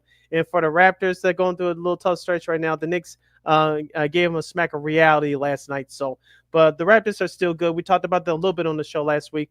Scotty Barnes doing a job this year, but Brandon Ingram, dare I say, LaKeena, I might stick my foot in my mouth on this one, but this could be the year that he'll go to the All-Star game just for the second time in his career. The first time was when the All-Star game was here in Chicago in 2020 was with the New Orleans Pelicans. But Brandon Ingram is playing like an All-Star next to Scotty Barnes to start the year for Toronto. Yeah, they've actually looked really good. Like I said, they've kind of been they kind of had a couple tough losses, but they're still 14-6 as we're recording this. And so I know they also lost to Charlotte on Saturday. But they're kind of going through a little bit of a tough stretch right now. They haven't been used to being in this situation, so kind of a little bit of a couple of hiccups here and there. Now, speaking of Saturday, Dallas beat the Clippers. The Nuggets beat Phoenix. Golden State behind Jimmy Butler's 24. They beat New Orleans. Milwaukee beat Brooklyn. Detroit got back on track after that loss to Orlando. They edged out Miami 138-135. Indy, of course, we talked about the Indy game against Chicago. And Charlotte, of course, we talked about the overtime when Miles Bridges had 35 for the Hornets. And Minnesota edged out Boston behind Anthony Edwards' 39 points. All right, and your NBA Cup winners from last Friday are as follows: Atlanta, Philadelphia, Charlotte over the Bulls. Orlando, as you mentioned earlier, they snapped the Pistons' 13-game winning streak. Indiana, the Knicks beat the Bucks. Oklahoma City Thunder, San Antonio, in Utah, the Lakers beat the Mavericks by 10. I got a chance to watch some of it from Amazon Prime last Friday night. And the Grizzlies beat the Clippers. Just to wrap up real quickly, LaKeena, the Clippers are in free-for-all, only 5 wins on the year. Who expected that? I'll be honest with you, I didn't. And of course, the Dallas Mavericks, which we'll bring up here, we'll bring them up again in a second. But it looks like Cooper Flag is starting to find his way. Klay Thompson's starting to find his way a little bit, even though he's an older player now. He's not the player he once was due to injury and age over the last few years. But looks like he's finding his way, picking his spots. Milwaukee, they still trying to figure things out, how to play without Giannis Antetokounmpo on the floor. And dare I say, LaKeena, could the Atlanta Hawks be a surprise team in the NBA this year? I mean, so far they've looked really good, and look, it's not just Trae Young, but they've had a pretty solid group of guys around him. I know Nikolai Alexander Walker, he had 27 points in that win against Cleveland on Friday. Mm-hmm. So for me, I just think that it's going to be interesting to see if Atlanta can keep it up. We've seen some surprise teams so far this year in the league, so I don't think anybody had. Toronto being up there, neither Atlanta. So again, can these teams keep it up? I mean, that's really going to be the $1 million question. Milwaukee, they've been up and down. At the West side, I mean, we kind of on the Western Conference front, you kind of figured that this would be the teams, maybe not the order exactly, but you kind of felt that Portland's a little bit of a surprise. The Clippers, like you said, have been in free for all, especially with all the departures and such, and get consistent play from Kawhi and Harden and them and whatnot. And like I said, Sacramento, of course, we'll see what happens. Now, Dallas, they're starting to kind of figure things out a little bit, so we'll see if they can keep it up. And now I know this whole rumor with AD perhaps maybe, going to the Bulls. Somebody's been playing with their trade machine again. That's all I'll say about that. Yeah, someone sent me a note over the weekend. I'm gonna see it. We're doing this here live, folks. See if I could find it real quick. I did get this over the weekend. The Bulls. I know AK Alturas Karnisovas and GM Mark Eversley, for those of you scoring at home. They finally admitted after last season they're in a retool. They didn't say use the word rebuild, but we all know what it is. And here's the note that I was given via text over the weekend. Chicago owns his own first-round draft picks for the next 7 years and an additional 2026 top 14 protected first-round pick from Portland. The Bulls can trade up to 5 first and 5 second-round picks and could have come close to $70 million in cap room next offseason, according to ESPN's Bobby Marks. The Bulls have had internal discussions about how to proceed, including conversations about Dallas Mavericks star Anthony Davis, Chicago's very own, by the way, but from Perspectives Academy on the South Side. Sources told ESPN, whom they believe could help the team's porous rim protection and defensive interior. Call me basketball common sense stupid, LaKeena, but this was Anthony Davis 2020 when he won the title with LeBron James. I would have 2 thumbs up. Now we're heading towards 2026. Unfortunately, my guy is injured a lot, and that's been the whole tag on him throughout much of his career. Yes, he will look good on the roster, but he's going to spend half the time on the bench in a suit. I don't need that. Can we please have a better option, please? Please? Yeah, I don't know, like, why was this even brought up, but I guess, I don't know. I mean, yeah, the Bulls have issues and such, but to say that Anthony Davis solves all those problems, I don't think so. But again, we'll see. But I just think it's kind of silly that all this is coming up and such. But yeah, just show you how desperate some people are at this point. Yeah, you just said the word right there. I think that's the word for today's show, desperation. And that's coming from the front offices of the Chicago Bulls. All right, I know we're pressed for time for this segment. Let's just go into the schedule for today. We mentioned the Bulls and the Orlando Magic. That game's at 6:30 on Peacock. If you have NBCSN, which yours surely does now, thanks to Xfinity Comcast, I know you do, LaKeena, thanks to YouTube TV, you can watch that game for free at 6:30 p.m. on NBCSN. The rest of the schedule for tonight looks like this. Atlanta will take on Detroit. That should be a sneaky good game. Cleveland will visit Indiana. Milwaukee will visit our nation's capital to take on the terrible Washington Wizards. The Charlotte Hornets will visit the Brooklyn Nets. 2 bad teams there. The Clippers will start their East Coast road trip. They'll go to Miami and South Beach. That Miami team is surprising, as we talked about on the show last week, the way they play offensive basketball. Thank you, Eric Spoelstra, their head coach, for that. They'll get it on tonight. We mentioned the Bulls and the Magic. Dallas and Denver will do battle tonight in the Mile High City. The Rockets will face the Jazz. In the second game of that Peacock doubleheader, the surprising Phoenix Suns at 12-9 will take on the Los Angeles Lakers. Hopefully LeBron James will turn tonight for that game tonight. And that's on Peacock. It's part of their Monday night doubleheader. Tomorrow, Tuesday, you got Washington and Philadelphia, Portland and Toronto. That's a sneaky good game there. The first game of the NBC Coast to Coast Peacock doubleheader. You got the Knicks and Boston. You got the T-Wolves and the Pelicans, Memphis and San Antonio. And the second game of that NBC Coast to Coast Peacock doubleheader out west, you got OKC and Golden State. That should be a fun one out there in the Bay Area. I know Golden State, they've had a couple hiccups the last couple games. I know they won against the Pelicans. I know they had a tough loss against the Rockets earlier this past weekend, but it should be a good one with OKC. They've just been dominating a lot of teams so far this year, so it should be a good one down there in the Bay Area. I know Steph Curry missed their last game against New Orleans. Hopefully he'll return tomorrow night as they face the Oklahoma City Thunder. Your schedule for Wednesday looks like this. Portland will continue their East Coast road trip. They'll visit Cleveland. Denver will start their East Coast trip. They'll take on the Indiana Pacers. San Antonio and Orlando. The Clippers will continue their road trip in Atlanta against the Hawks.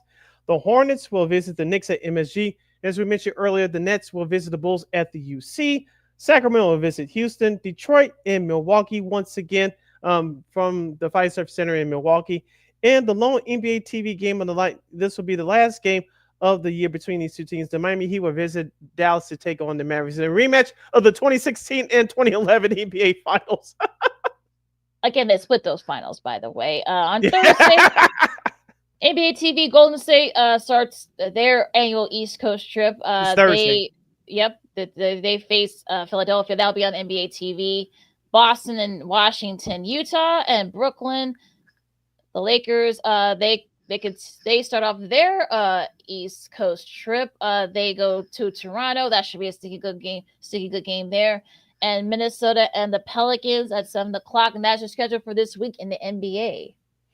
Second City Sports, the Bears Victory Monday edition continues following these messages as the coaching carousel comes to an end for a couple of guys in college football. We'll give you the wrap-up from the last weekend of the regular season. We'll shoot the Blackhawks some love as well, and we'll have a special documentary review for Old School TV Monday. That and a whole lot more. You should stick and stay right here on Sports Zone Chicago. Hey, it's your boy, the Superback, Sean Sierra, and be sure to follow Sports Zone Chicago on all social media platforms. On Facebook, Instagram, and our Roku channel, you can find us at Sports Zone Chicago. And on Twitter, we are at Sports Zone Shy. Also, be sure to download our mobile app so you can take Sports Zone Chicago with you on the go.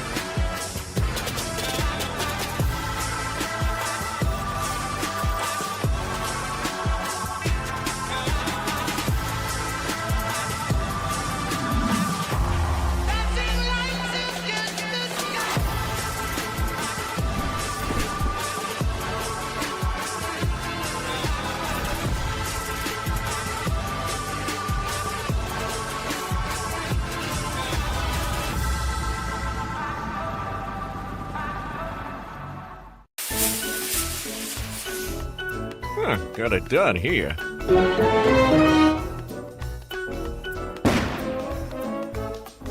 Ouch!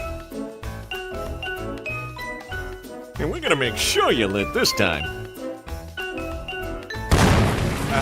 Ouch!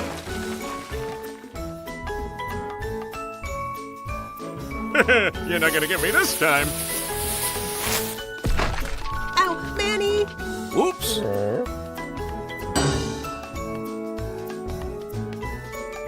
Let's try an easy one.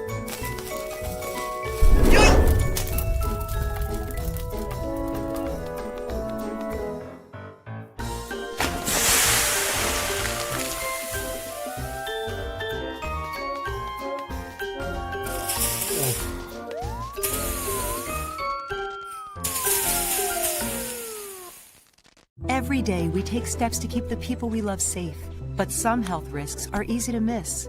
Ticks hiding in the yard can spread germs, like the ones that cause Lyme disease. Mice searching for food can spread bacteria that makes us sick. Mosquitoes lay eggs in standing water and can spread West Nile virus and more.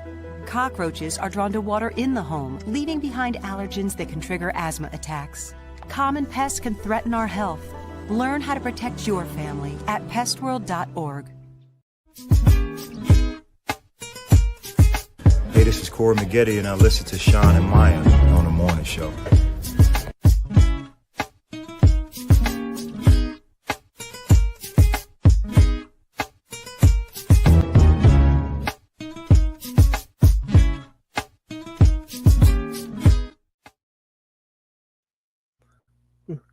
Welcome back to Second City Sports and the hashtag Bears Victory Monday edition, the first show for the month of December. You're locked and loaded and we're live in living color right here on Sports Zone Chicago. I'm Sid, that's LaKeena. You can follow yours truly on the Twitter, X, in the IG at SidKid80.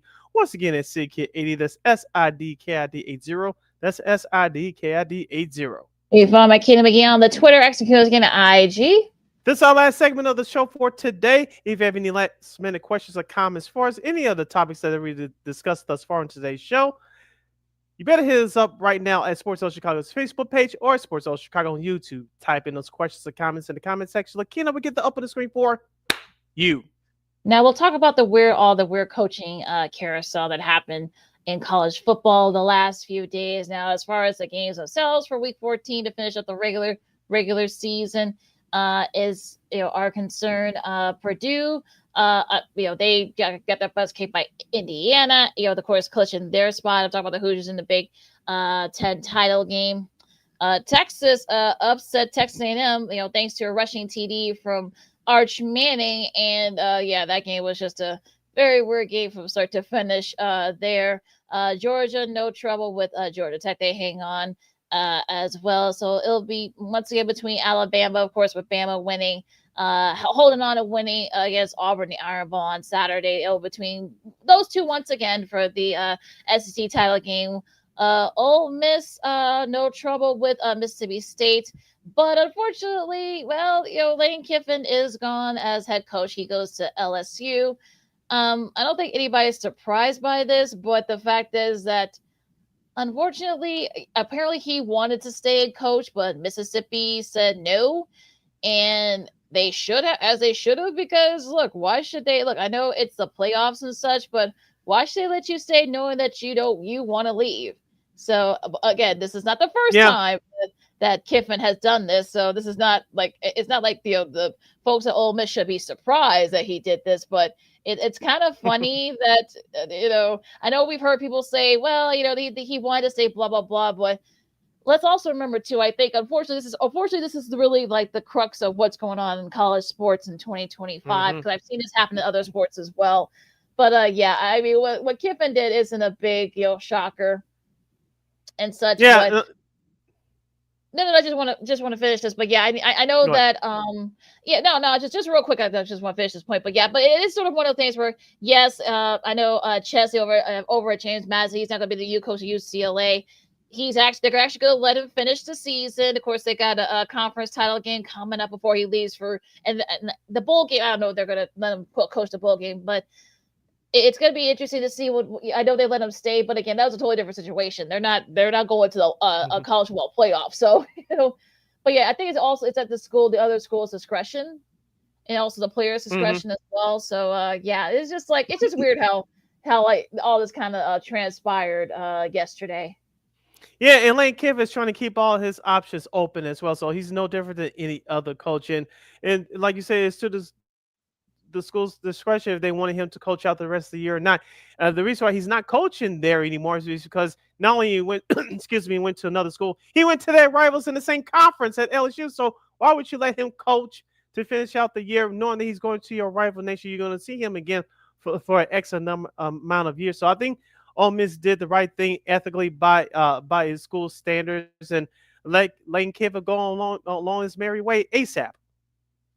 Yeah, I know his kids. I know his two kids. I know his daughter, Landry. She has been down there the last couple weeks. I think his son as well. I think his son works in the staff. So yeah, I think look, it's gonna be interesting to see what happens at Ole Miss if they do end up getting into the playoff and such. But yeah, it's just crazy how that kind of worked. But yeah, Arizona beat Arizona State. Utah beat Kansas. Northern Illinois. Well, unfortunately, not a good way for them to end on a high note, leaving the MAC conference and such. Unfortunately, now Ohio State did beat Michigan for the first time in 5 years, 27-9. And look, as I said earlier, I mean Michigan. I don't want to say they're down, but look, they won 9 games. It's not like Michigan State was like 6 and 7 or anything like that. They actually won 9 games. I know that's like a Michigan status, but it'll be Ohio State, Indiana for the Big Ten title game. Oregon, no trouble. Washington, Oklahoma. I know they were hoping that they would get into the SEC championship game, but unfortunately, like I said, Bama beat Auburn. BYU, they go back to the Big 12 title game. Miami dominated Pittsburgh. I know that the ACC. I mean, I know SMU losing to Cal, that kind of threw a wrench on things. Unfortunately, it's gonna be Virginia and Duke. No, this is not basketball. This is for the football AC title game. I know a lot of Miami fans. Who had that on your scorecard at the start of the year? Yeah, but the whole thing with Miami, look, that Louisville loss looks really bad now, doesn't it? Just saying. But yeah, Tulane. I know John Summerall. He's going to be leaving Tulane after their title game in the Atlantic. He's going to back to Florida where he played and coached there for a little bit. Yeah. So yeah, that SMU your losses on the road. Yep, and they did too. So yeah, so bad losses come back to bite you there. But yeah, and some of the other ones. I know Illinois beat Northwestern for the third straight year in the snowy Memorial Stadium down in Champaign.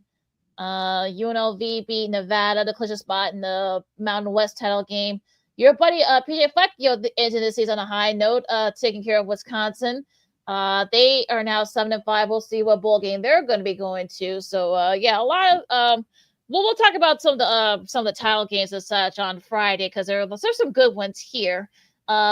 Tulane's actually going to be meeting our girl Leila Rahimi, friend of the show's North Texas Mean Green. So that should be a fun one in the Americas. So that should be a fun one down there in New Orleans. But we'll talk about those games coming up. But some of the coaching carousel there outside of Kip. We talked about Chesley going down to UCLA. Mike Stoops been fired after 13 years at Kentucky. He's about $38 million, so he's going to be doing okay for himself. Like I said, I talked about Summerall, down and going back to Florida and such. But yeah, Pat Fitzgerald, he's been the target. We talked about it ad nauseum. What happened when he was at Northwestern, blah, blah, blah. Well, it looks like Michigan State will be are zeroing in on him as their next head coach. Thoughts? Yeah, Pat Fitzgerald is familiar with the Big Ten Conference. He started off hot when he was head coach at Northwestern, 4-20, I believe, his last 2 years. So that wasn't going to get it done. Of course, you had those allegations that came up. He was clear of any wrongdoing, but the reason why he's not there in Northwestern is because, as I mentioned, a 4-20 record. So there you go. So I think he'll have the Michigan State program going within the next couple of years. And whenever they play Northwestern, trust me, he's going to have a revenge factor on his mind as well. Let's not kid ourselves. So Fitzgerald, he's familiar with the conference. He's familiar with the teams. He had a chance to sit back for the last couple of years to watch from the sidelines of how this new era of college football works. So he's going to work the transfer portal to his advantage. And let's even get some of the local kids in there as well, because, most of them are going to Michigan and some of those other schools in the MAC conference in that state. So let's see if we can recruit some of those local stars to go to East Lancashire to play for the Spartans. So it's going to be interesting to see what he does there. But I think he'll have that program back up and running within the next couple years or so. So I see Michigan State being competitive just in a couple of years from now. Next year, maybe not so much, but I think you'll see you start to see the foundation there starting next year. But I think a couple of years from now, there could be a dangerous opponent for the folks in the Big Ten. Well, he is not doing a good job so far trying to keep those guys there, because Nick Marsh, one of their top wide receivers, is going to transfer portal. So now you got one of their star wide, one of the top wide receivers in the Big Ten. And unfortunately, of course, Michigan State, they were very good this year. So unfortunately, but you got to think he's going to be very sought after. So we'll see what happens there. But yeah. But let's be honest, too, some guys may not fit the new coach's guy's system. So that's another reason why some players may leave as well. So let's take that into consideration. Gonna be interesting to see what happens there, but that's kind of like, well, we'll see what happens. But I'm gonna leave that alone, since of course Michigan State has had their own issues, legal issues and such. But okay, you're gonna bring somebody in that had his own. Okay, all right. I'm just gonna leave it there. You listen to Second City Sports on Sports Chicago. LaKeena McGee, Sidney Brown with you. We go to our sports potpourri segment of the program. Here, college basketball. Michigan. This is talk about Michigan. They won one of the holiday tournaments, so they go up to number 3 in the country, just behind Purdue and Arizona. They get 15 first place. Well, they look really impressive this year. Then it's Duke, UConn, Louisville, Michigan State, Houston, and BYU, and Iowa State. Those are your top 10. Then you got Gonzaga, Alabama, Tennessee, Illinois, Florida, North Carolina, Vandy. Vandy's looked really good so far this year. Kentucky, Texas Tech, Auburn, Kansas, Indiana. They're back to the top 25. They're good to see them at 7-0. St. John's had a tough showing down there in those holiday tournaments, and USC's looked really good this year. They go 7-0 as well. So college hoops. I know that now that college football is over with. Now for you guys to start watching some college hoops. They looked, those are some of the teams I've mentioned that looked really good this year. So we'll see. I mean, we're going to the time of year where folks are starting to get into college hoops now. At least some people. So we'll see on that front. Yeah. But yeah. Shout out to our guy Jay Hood from ESPN Chicago. He's the voice of UIC Flames basketball. So nice to see that program get out to a hot start. Hopefully they can carry that when conference play starts later this month and early in January. But I want to touch on the Illinois UConn game. I had a chance to watch just a little bit of it over the week. I know that the Huskies beat the Illini 74-61. But as I told you, as we talked about the Alabama game from last week on the show last week, Mirakovic and Peja Stojakovic kid, Andre Stojakovic, both of them had a combined total of 11 points. Both of those guys struggled shooting from the field, and rebounding was the problem for the Fighting Illini. As I said before in our last couple of shows last week, the Illini have the shooting, but can they rebound with some consistency? And can they create their own shots when the defense breaks down?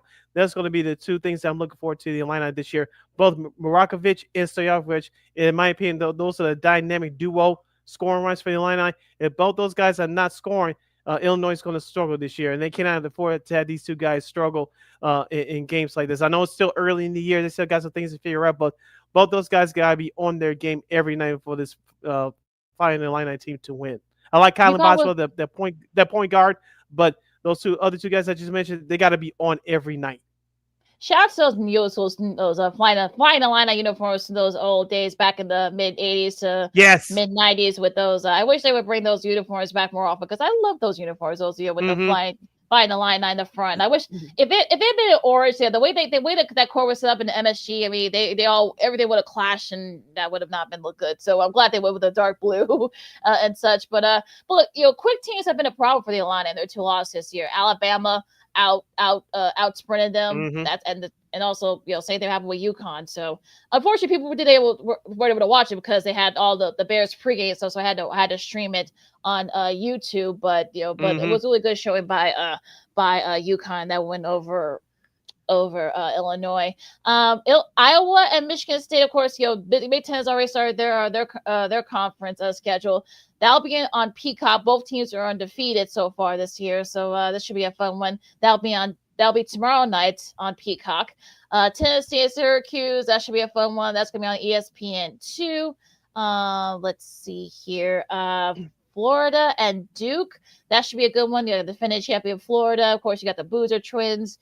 6:30 on ESPN. That should be a good one. And also second half of that Super Tuesday doubleheader for ESPN2. This will be on ESPN2. You got UConn and Kansas. That should be a good one out there. I'm looking forward to that one. Also on ESPN, you've got North Carolina and Kentucky. That's going to be on ESPN as well. And Big Ten play. I know, this is weird because the two used to be Pac-12 schools. But USC, of course, back in the top 25. They face Oregon on FS1 at 9 o'clock.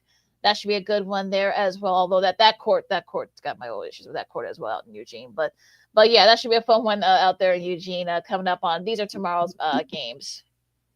Yep, you mentioned Wednesday, Louisville and Arkansas in the ACC Men's Challenge. That's at 6:15 on ESPN. This is for Wednesday.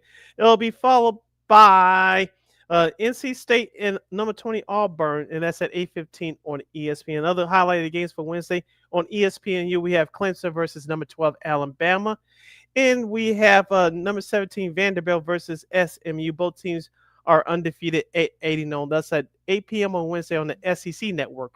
You forgot the one before that, Clemson Alabama one on ESPN. Continue with the ACC SEC Challenge. You got Louisville; they're undefeated as they face Arkansas at 6:15 on ESPN. That should be a fun one. I mentioned that. Yeah, I thought I mentioned that. Did you? I thought you, maybe you did. I forgot. But yeah, that I'm already thinking it's gonna be like first to 100 for that one because both these teams can score. So that should be a fun one. Also, UCLA and Washington, that's going to be at 10 o'clock on the Big Ten Network. That should be a fun one there to cap off Wednesday. All right. You're listening to, was that it for you for college basketball? Yeah, that's it. No, that's it. The Thursday schedule is kind of blah. So, you don't have to worry about that. Yeah. All right. You're listening to Second City Sports on Sports Zone Chicago. Sid LaKeena here with you. Before we close out with our old school TV Monday special, the review of the Shuffle documentary courtesy of HBO and NFL Films, let's dip into that hockey, LaKeena. We won't go through all the teams, but we'll just focus in on the Blackhawks first. They had their blackout game last Friday night at the United Center. It looked great. The new version of the all-black Blackhawks uniforms looked great, but unfortunately they lost to the Nashville Predators 4-3. But yesterday, Joel Quenneville and his Anaheim Ducks, one of the best records in the Western Conference, they rolled into town. They jumped ahead 3-0, 45 seconds into the game. But the Blackhawks said, enough of this foolishness, scored 5 unanswered goals, and they ended up winning the game 5-3. Connor Bedard, tied for fourth in points overall in the NHL, scored 2 goals yesterday. Yeah, had 4 points overall, and he had the assist in the Bertuzzi goal that got them on the board just before the end of that first period, and of course it was all Blackhawks after that. Those 2 goals that were unassisted, by the way, from Bedard. So just an amazing showing there. You can see why he's tied for fourth in points in the NHL so far this year. And they really needed this win because they lost 5 in a row. That was just a couple of them that they should have gotten a point out of, but except for that Buffalo one, that was just an awful performance there. But again, hopefully they can get it going here. I know they play Vegas coming up tomorrow. That's going to be on Hulu if you got that. Also, they also have another game on Thursday against the Kings. That should be an interesting one there. They actually got 2 games against the Kings back to back in Los Angeles. Don't ask me how or why, but again, that's those crazy scheduling in the NHL. But yeah, this is gonna be a nice way to get that confidence back, because a couple of those losses they should have gotten at least a point in. So, but yeah, hopefully this is a good, nice start to get out of that slump and get back to that Blackhawks team we saw earlier in the season. Yeah, and after a rough stretch, Spencer Knight did his thing in net. I know, like I said, the beginning of the game was very rough, but he settled in afterwards. And I like Tyler Bertuzzi, as you mentioned. He's their version of Dustin Bubbly. He can park his big butt in front of that net and cause trouble. Also, too, you mentioned about Tyler Bertuzzi. He was the 3rd star of the game yesterday. Ryan Green, no, not Brandon Saad. Number 20 is Ryan Green. He was the 2nd star with the goal. And of course, Connor Bedard was the 1st star, as you mentioned, with 2 goals and 2 assists. Here's the thing about this Blackhawks team. As we said before the start of the year, if they could be competitive, I think this under new head coach Jeb Blashill, I think this will be an interesting team to watch. They're more than interesting now, as you mentioned. Now 11-9-5 on the year. With you mentioned with their schedule coming up, the Vegas is going to be tough, no doubt about it. But I expect them to be competitive. And that one, then you mentioned they have the LA Kings on Thursday on the road. They can also be seen on Hulu on Thursday. And of course, Fridays, I think it's Friday. No, not Friday. Let me go to Saturday. I think Saturday they come back here at the United Center. No, they stay out there, as you mentioned. That's weird. Back-to-back games in LA. Gary Bettman, you're an idiot, but I digress. But remember early year here in Chicago, the Hawks lost 1-0 to LA, because we know LA Kings is a very good defensive team. They got some scoring over there too, but the Hawks kind of play of a similar style. But I expect them to split against the Kings. We'll talk about the games against the Kings coming up on our show on Friday. But the Vegas one should be interesting. If they can get a point out of there, they'll be great. It'll be better if they won. But realistically, if they can get a point out of this game against Vegas, it'll definitely boost their confidence that much more, especially after what happened yesterday. Going to be very interesting to see what happens now. The Lightning have the hottest team in the league. 7 in a row. Kucherov once again has been really solid. He's one of the leaders in assists so far this year, and I think he's 2nd in points, if I'm not mistaken. So they looked really good. Dallas looked good too so far as well. Washington, Ovi still doing his thing. And so it's like, 900 after scoring 900. We didn't give him a shout for his 900th goal last month, but yeah, he's still doing it. But also too, the other thing though, the guys behind him have been doing it too. I know Ty Kern had that rally a couple of days ago against the Maple Leafs early this weekend. And I know Tom Wilson scored twice yesterday, get their 4th straight win against the Islanders. But yeah, they looked really good too in his last couple of weeks. I know Anaheim, like I said, Anaheim's looked good too. So yeah, I think it's going to be one of those days where it's really going to just depend. Like I said, can the Blackhawks get? I don't know if they're going to get to to a playoff spot, but they can make it work. They'll make it work. So don't look at the Blackhawks as like, oh, it's an easy win. No. They're going to play hard. They're going to outslug it, and they looked good this year so far. Yep. And that's what we like to see out of our teams here in Chicago. You're listening to Second City Sports on Chicago. Still LaKeena here with you. LaKeena, any last minute news and nuggets from the world of sports before we close it out with a special edition of Old School TV Monday? Trying to see if there's like any like media news that we need to do here. Nope. That's basically just some silly stuff over the weekend, but we won't get into that. Now, Old School TV Monday. Now, okay, well, it happened 40 years ago, but this documentary actually aired early last week. And it was a remake of the making of the Super Bowl Shuffle for the Bears and such. There on HBO Max. Now, if you haven't seen it yet, don't worry. They're going to repeat it again in the next week. It also is going to be on YouTube as well. So if you haven't watched it, don't worry. There are other avenues you'll be able to watch it. But what's interesting here is that they actually did this after they lost to Miami on Monday night. They did that. Well, they filmed the video after the loss. That's why I said on Tuesday that Tuesday after they lost on Monday night, to the Dolphins, with Dan Marino and Mark Klein in that group. So yeah, that was definitely a choice, I guess. And I know Coach Dick was not very thrilled that they did that. Not that they did the video, but the fact they did it after they lost. So, but they went ahead and did it anyway. I know Mongo, Stephen Michael. I know he didn't want to do it. If you guys know that story, I know there were a few other players aside. They didn't want to do it either. So yeah, Dan Hampton didn't do it. No, I know he didn't. Yeah, I don't remember he didn't do it either. But it's kind of interesting that and also they kind of, if you guys saw it, look, it's a short documentary, so it doesn't work. It's not too much of your time, so you can't watch it in one sitting. But so what did you think? Because yeah, I have my thoughts on that. But what did you think about that doc that aired? I thought it was good for what it was. Like you said, it was a documentary about about the making of the Super Bowl show. It didn't go into the season, deep dive into the season like your normal championship videos you usually do. But it's about it did give you a background on who these guys were. But it was about the actual making of the music video. You know how music videos have come along now; they're non-existent on television. You watch them here on social media, but it was interesting to see who was interviewed for that documentary. Mike Singletary was on there. Rick Tellender was on there. Willie Gault, who was the mainstay, one of the main pillars of trying to get that project on the ground. He was on that documentary. The late great Richard Myers. Richard Meyer, who was the executive producer of the Super Bowl show, and he owned the record label. His wife was on that show. She had a significant role in that thing. In that video, we'll tell you about it coming up. Among those interviews, of course, the engineer for that video was interviewed as well. But I found it interesting that Mike Singletary said this.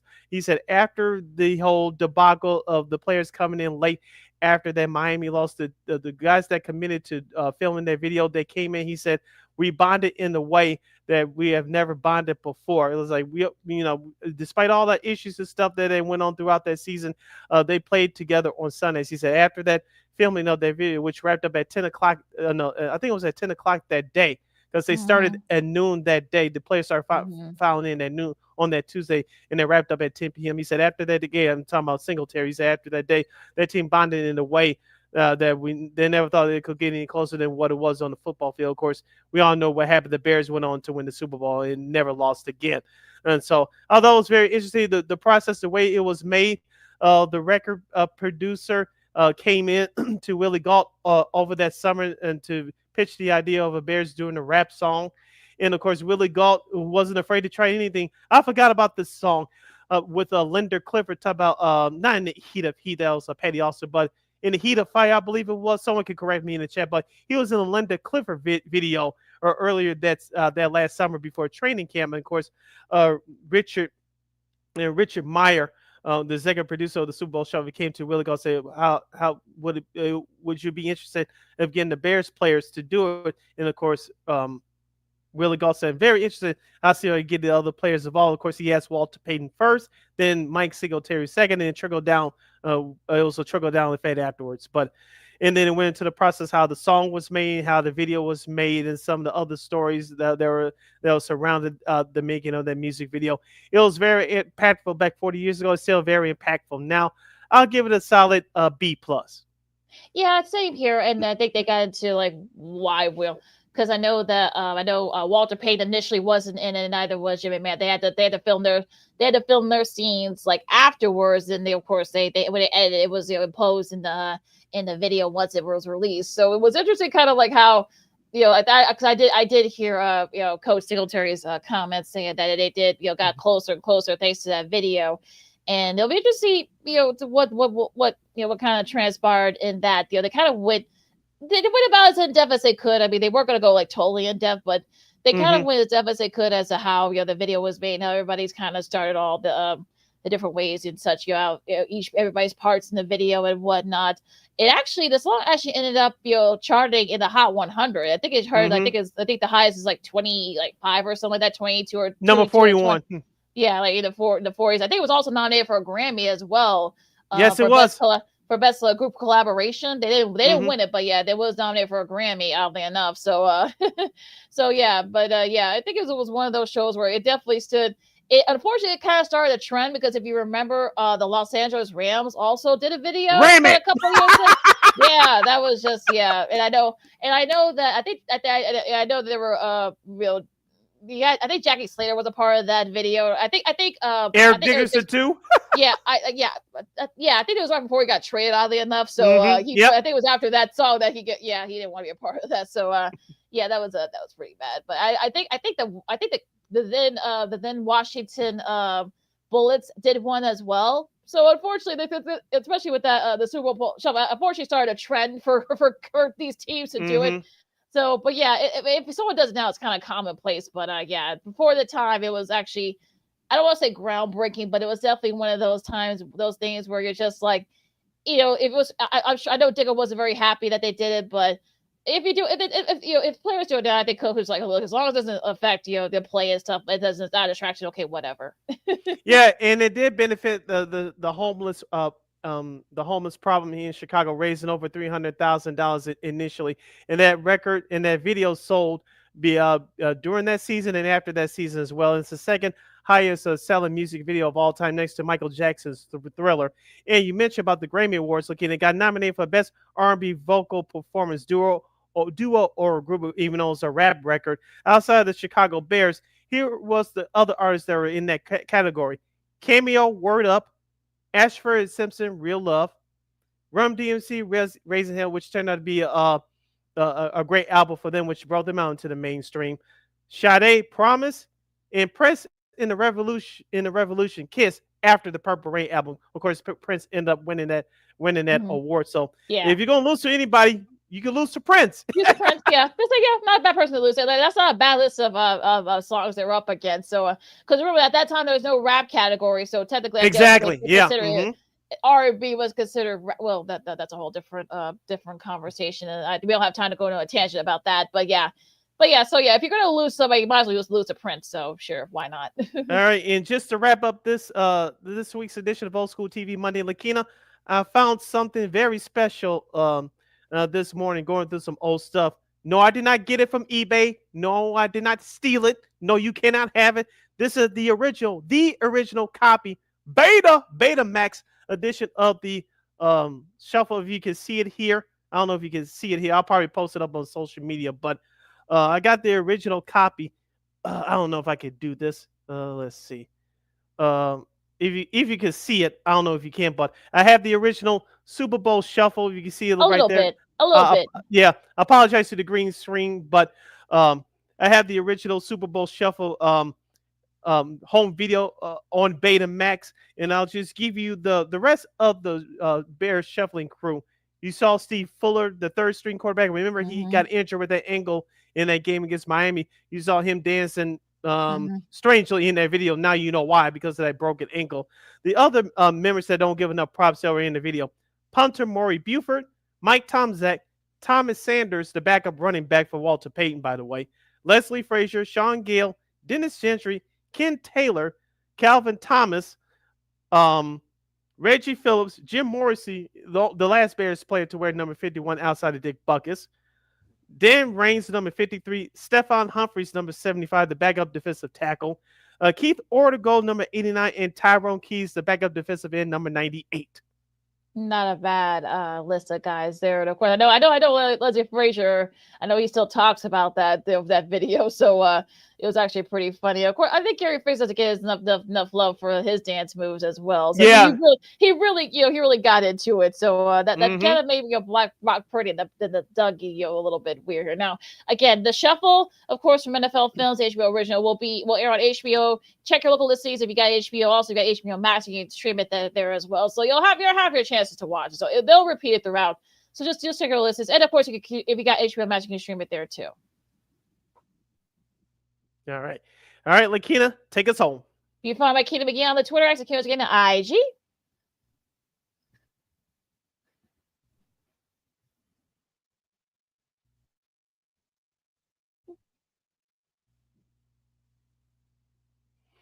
You can follow yours truly, Sidney Brown, on the Twitter, X, and the IG at SidKid80. Once again, it's SidKid80. That's SIDKID80. That's SIDKID80. Be sure to download that Sports Zone Chicago app wherever you get your apps. Please follow Sports Zone Chicago on all social media platforms, so Facebook, X, Instagram, and YouTube. And thank you very much in advance for your support. Like, share, subscribe, and tell your friends.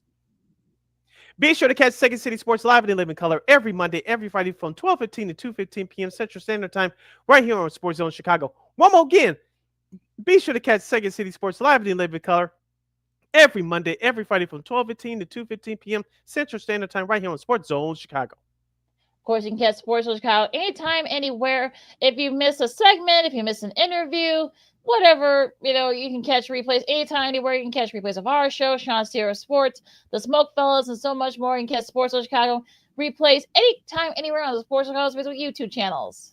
And we will provide. All right, now don't overspend this Cyber Monday, folks. Don't you guys do that.